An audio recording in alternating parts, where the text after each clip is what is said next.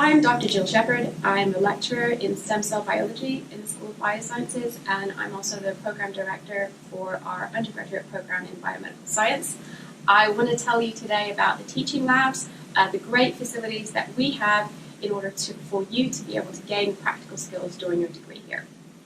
This is one of 3 labs where we're able to teach 120 students at a time.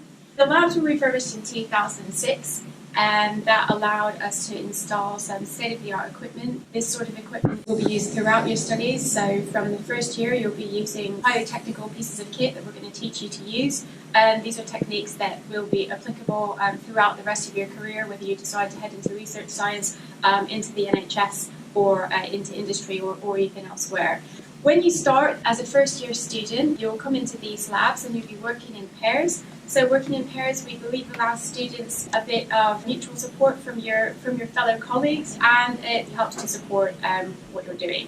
When you're down here in the teaching labs, you'll have your lab partner and also people we call demonstrators. We hire our own postgraduate students, so our own PhD students within the School of Biosciences who will be working as lab demonstrators, and their job is to help you. Whilst you'll be doing the work independently with your lab partner, they'll be there to help you along, so you don't have to worry about whenever you get stuck.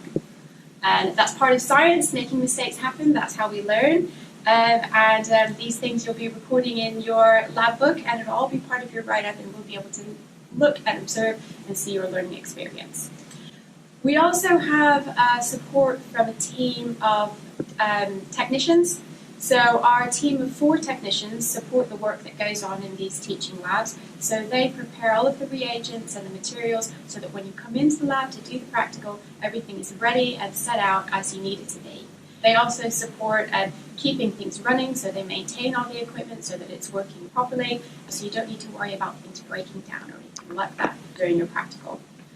We're lucky enough to have the services of a senior demonstrator, so Dr. Rosalind Masterson runs the teaching lab. She oversees all of the work that goes on here. She oversees the team of technicians who get things ready. She also works with the academics to develop the practicals. So each lab practical that you do throughout the course of your time in biosciences will be associated with a specific module.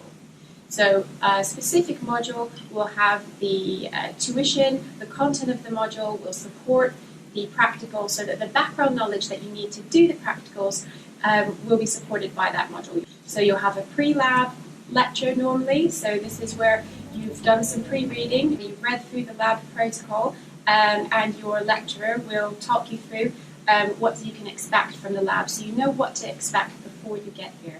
And you know the sorts of techniques that you need to be familiar with before you get here as well. We're also lucky enough to have access to a number of different online learning applications. So you can also do some of the techniques virtually to experience them in a way in your own time, so that you can really feel confident by the time you get here that you know what you're doing in terms of how to do those techniques. The practical labs, the teaching labs, are equipped in order to allow you to undertake a wide variety of practicals during your time in the School of Biosciences. So you will be able to do molecular biology, we have practicals related to physiology, cell biology, biochemistry. Almost all of the modules that you take in the School of Biosciences have a practical associated with them. Some modules have one, some modules have a couple, some modules have quite a few. And the amount of time that you spend in the labs depends on the modules you choose. It depends also on the final year project you choose.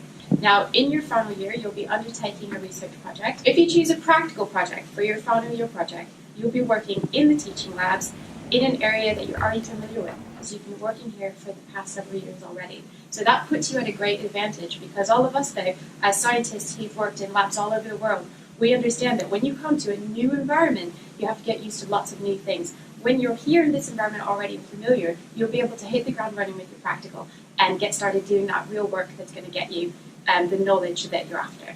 But also, you'll be able to do some work with some of our other state-of-the-art equipment that's located in the different research labs around the school.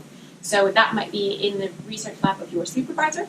It might be in some of our shared research facilities. So we have microscopes, we have tools to analyze proteins, we have all kinds of different equipment that complements the sorts of things that you'll be doing down here in the teaching labs as well. And you'll be able to use those, learn to use those independently, and gain those skills that are going to be really marketable for you as you go out into the workplace.